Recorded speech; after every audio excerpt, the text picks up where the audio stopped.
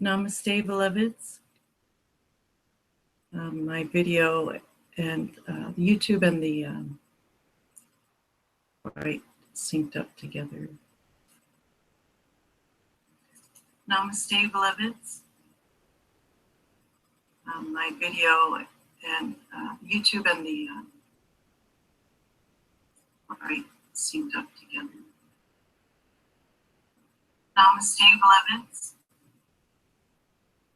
Oh, I see. Video. Okay. Now I see what I did.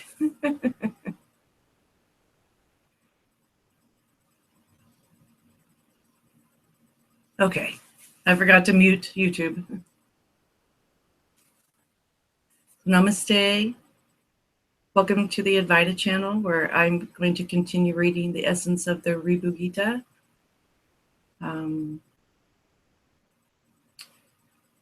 Happy New Year for everyone who's crossed the midnight mark. There's 5 hours left here on the West Coast, so Happy New Year and blessings to all. So, Om Namo Bhagavate Sri Ramanai. Om Namo Bhagavate Sri Mujiji. Om Namo Bhagavate Anantaji.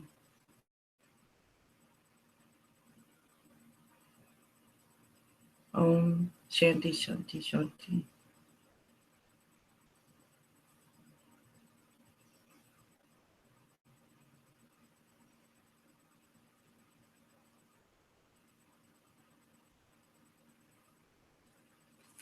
So there's not that much left, not much reading left in the book. And so I'm going to divide it up into 2 more readings. So we'll read half tonight, and then I'll do another reading, finishing. And I'm on page 15, verse 70. And this section, in all the 13 verses of chapter 32, which this section is covering, or the first part of this section is covering, the term bhavana, understood as faith or firm belief in Aham Brahman. In brackets, it says, I am the self. So Aham Brahman, I am the self.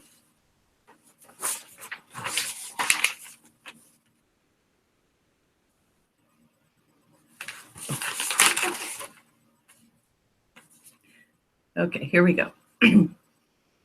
Ignorance and indifference in regard to the inquiry of the truth about oneself is the storehouse of nescience and trouble, blocking the view of the self and creating in a split second all sorts of illusions and harassment of mental worry.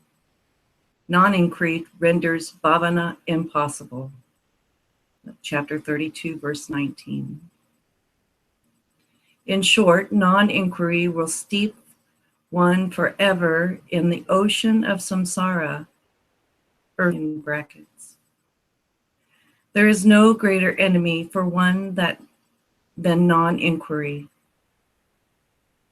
Therefore, this habit must be overcome in order to fix the mind in the bhavana, which leads to abidance in the self.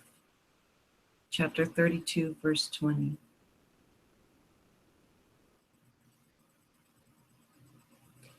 Inquiry should be made this wise. With the kind help of the Satguru, one should inquire, who am I? What is this world? What is the reality behind all these?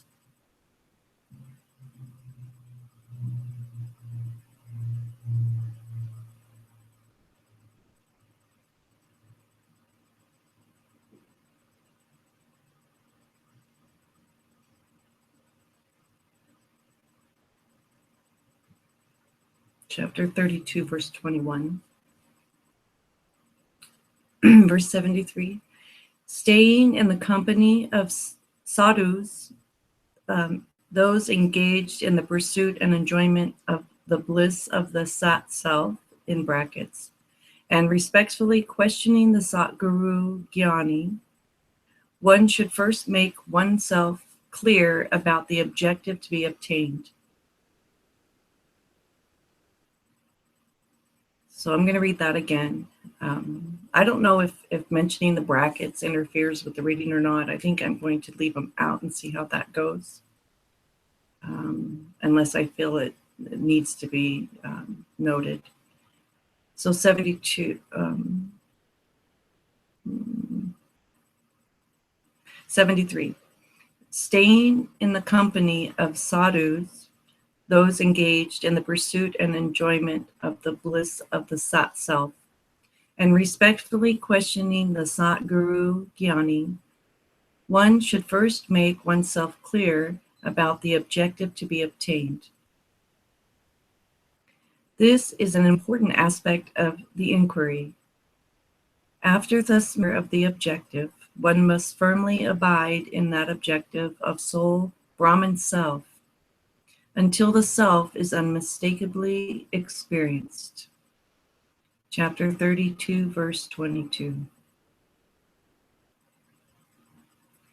The conscious introspective concentration of self-inquiry, who am I, kills all thoughts and destroys the dense darkness of nescience. It effaces all worry. It illuminates the intellect with the radiance of pure awareness. It wipes out all conceptual confusions. It fixes one in Shiva self. It transforms a host of impending disasters into auspicious events. And lastly, it destroys the ego mind utterly with all its afflictions. Chapter 32, verse 24.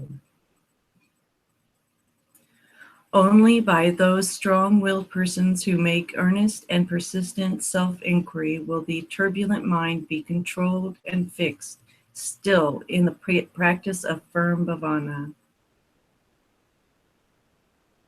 In due course, all thoughts and nescience will disappear, yielding fulgent awareness self of mukti. Chapter 32, verse 26. One should relentlessly pursue self-inquiry until all conceptual forms of creature, world, and creator merge and disappear in the pure, thought-free, alert awareness self, enabling one to abide in that bhavana of the experience. I am the Brahman self, in quotes. Chapter 32, verse 27.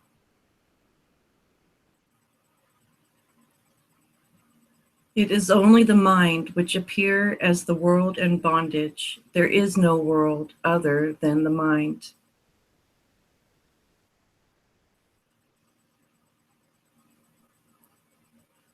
On inquiry, this mind turns out to be nothing more than a group of ripples, or thoughts, in the still ocean of pure awareness, Shiva self.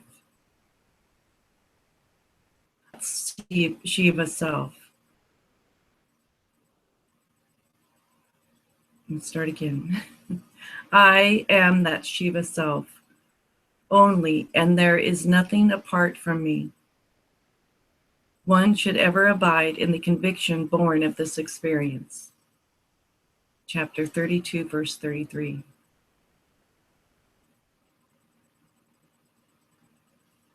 There is no world apart from the mind.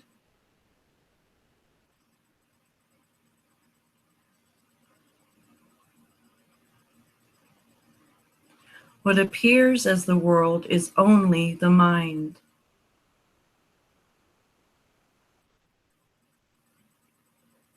If this mind is investigated, it turns out to be nothing more than a bundle of thoughts based on the primary thought of I am the body, in quotes, called the ego.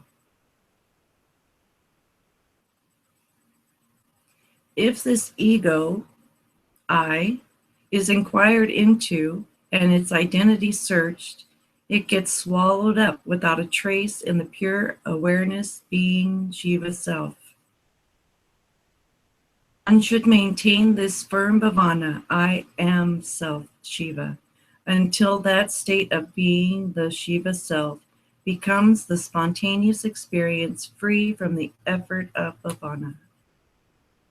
Chapter 32, verse 34.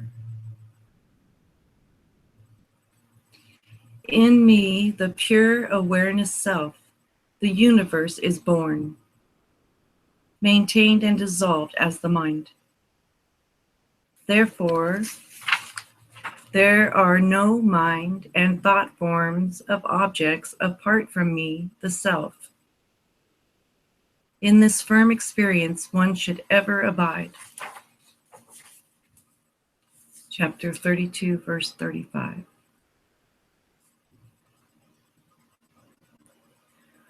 One should ever abide as pure Shiva self by the firm experience that there are no thought forms of creature, world, and creator apart from the mind, which is just an array of ripples in me, the still ocean of pure awareness self. And therefore I am the sole being, Shiva self only. Chapter 32, verse 36. Even as the world, seen in my dream, is not apart from me, but only my creation, even so, the world of the waking state is only a creation made by me and seen by me in the medium of my pure awareness self.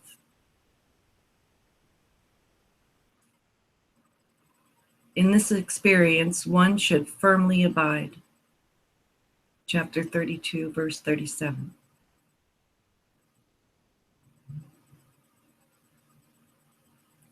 The rock firm conviction of I am the self, in quotes, is the sure mark of firm abidance in the self.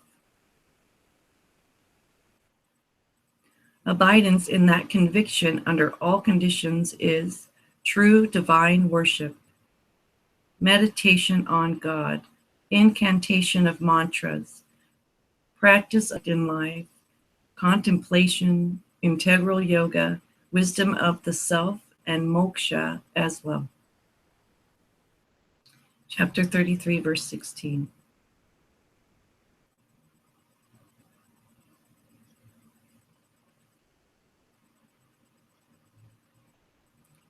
Whatever appears as Maya, creator, creature, mind, world, names, and forms are the pure Brahman self only, and not part of, and not apart from that self.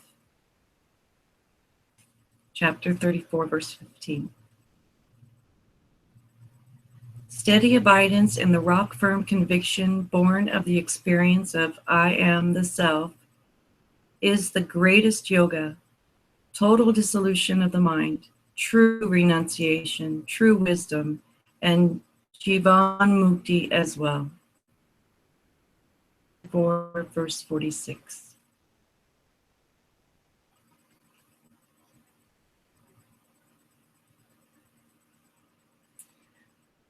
Whatever names and forms are seen by me in my dream are not anything apart from me. Even so, this world seen by me in my waking state is not anything apart from me.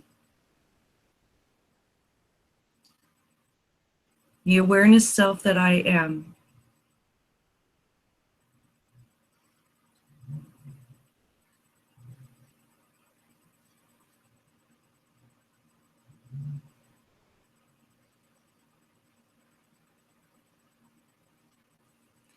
I'm going to reread that because I chopped it up a little bit because it kind of got to me. Whatever names and forms are seen by me in my dream are not anything apart from me. Even so, this world seen by me in my waking state is not anything apart from me, the awareness self that I am. The wise one should give up all differentiation of self and non-self and abide as pure self only. Chapter 35, verse 23.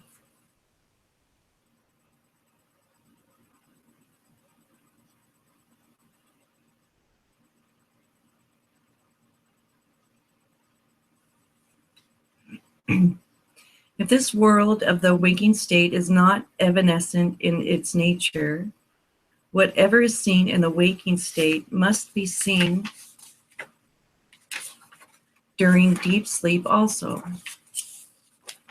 Since I, as pure self, exist alone and always, there is no room for thought of non-self world. I, self Brahman, is the sole existence. Chapter 35, verse 24.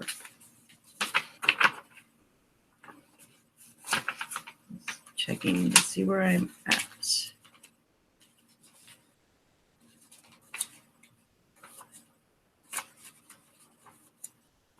Okay.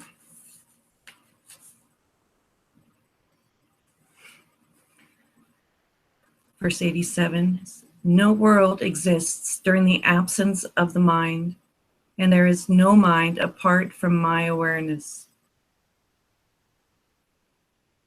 So mind and world are nothing apart from the self, and I am ever that sole existence, awareness, Brahman self. The wise one should abolish all thought of differentiation of self and non-self. 5 verse 25. I see neither mind nor world during my sleep. In my dream, there is mind with its creation, the dream world. The dream world is falsified in my waking state. But I, self, exist always. Arguing thus, one must give up all differentiation of self and non-self, and ever abide firmly as the thought-free, alert, awareness self Brahman. Chapter 25, verse 26. All diversities of world, mind, Maya, in brackets, confusing power of Brahman. So here they're saying Maya is the confusing power of Brahman. So all diversities of world, mind, Maya, wakefulness, dream, sleep, talk of you and me are evanescent and yet not apart from the self. Thus, wise one should give up all thought of self and non-self and abide as self only.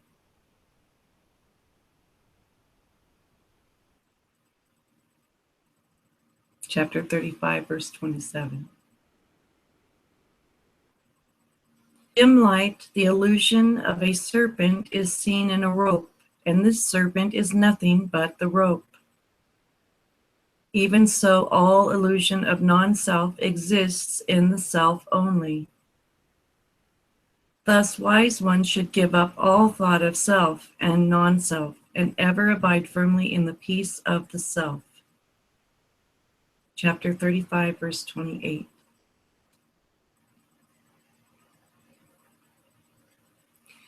In the wisdom of integral experience, I am the non-dual, transcendental, motionless, peaceful, bondage, freedom, notion, free, sky of pure consciousness only.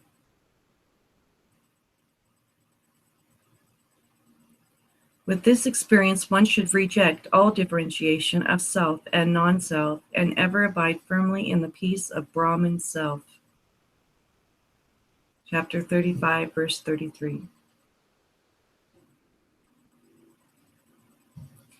One should give up all hatha yogic practices like breath control, all religious dogmas and their diverse sadhanas, and be ever satisfied and be ever satisfied in simple abidance as the self only. Chapter 35, verse 38.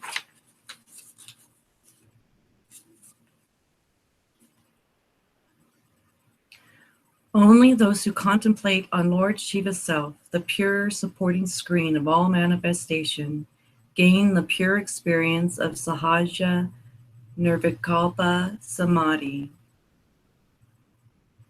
Apart from this devotion to Lord Shiva, the pure, alert, awareness self, there are no other means leading to liberation. Chapter 35, verse 44.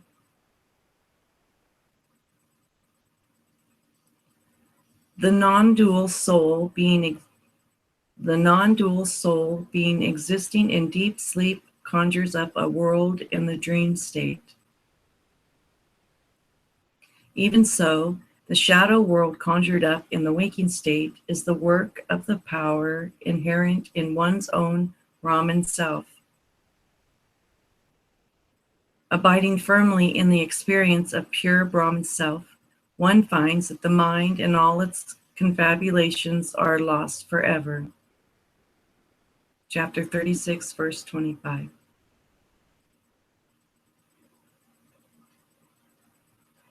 One should remain firm in the conviction, I am the self, and reject all thoughts like I am the body, and this world is real.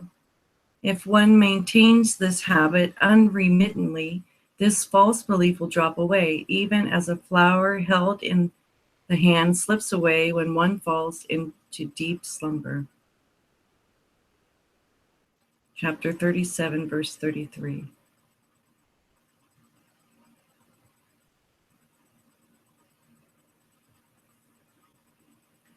One is solely responsible for one's own liberation or bondage.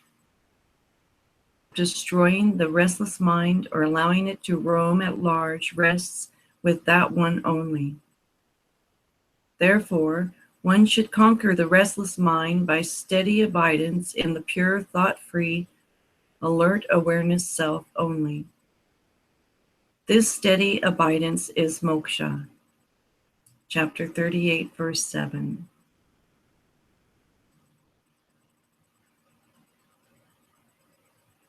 And this is the last verse for today. 97. You are the sole supreme Godhead, the self. There is nothing apart from you. This we declare to be the ultimate truth after a complete analysis of all the scriptures. By the holy feet of Shiva, we swear this to be the truth beyond all doubt. By the feet of the Satguru, we swear again that this is the truth declared by the Upanishads. Chapter 38, verse 9.